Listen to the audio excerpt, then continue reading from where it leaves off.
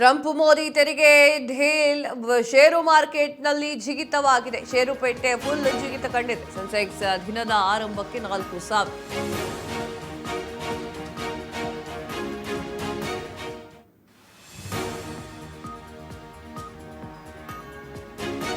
Trump Modi ತೆರಿಗೆ deal ಷೇರುಪೇಟೆಯಲ್ಲಿ ಜಿಗಿತ ಕಂಡಿದೆ. ಸೆನ್ಸೆಕ್ಸ್ ದಿನದ ಆರಂಭಕ್ಕೆ 4,000 ಪಾಯಿಂಟ್ ಏರಿತವಾಗಿದೆ. 85,000ವರೆಗೆ ಏರಿಕೆ ಆಗಿದ್ದಂತಹ ಸೆನ್ಸೆಕ್ಸ್ ಪಾಯಿಂಟ್ ನಿಫ್ಟಿ ಆರಂಭದಲ್ಲಿಯೇ 1,500 ಪಾಯಿಂಟ್ ಏರಿಕೆ ಆಗಿದೆ. 26,000ವರೆಗೂ ಕೂಡ ಏರಿಕೆ ಆಗಿದ್ದಂತಹ ನಿಫ್ಟಿಯ ಈ ಒಂದು ಸೂಚ್ಯಾಂಕ ಈ ರೀತಿ ಆಗಿದೆ.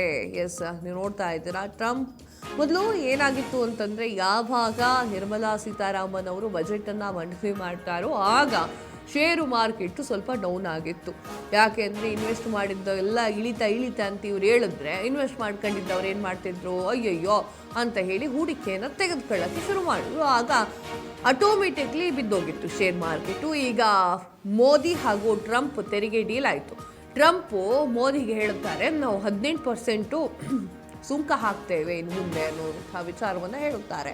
ಈ 50% ಇತ್ತು ಮೊದಲು, ಈಗ 18%ಗೆ ಯಾರು ಟ್ರಂಪ್ ಅವರು ತೆಗೆದುಕೊಂಡು ಬರ್ತಾರೆ. ಆ ಕಾರಣಕ್ಕಾಗಿ ಟ್ರಂಪ್ ಮೋದಿ ತೆರಿಗೆ ಡೀಲ್ ಯಾವಾಗ ಆಯಿತು ಆಗ ಷೇರುಪೇಟೆಯಲ್ಲಿ ಮತ್ತೆ ಜಿಗಿತ ಕಂಡಿದೆ.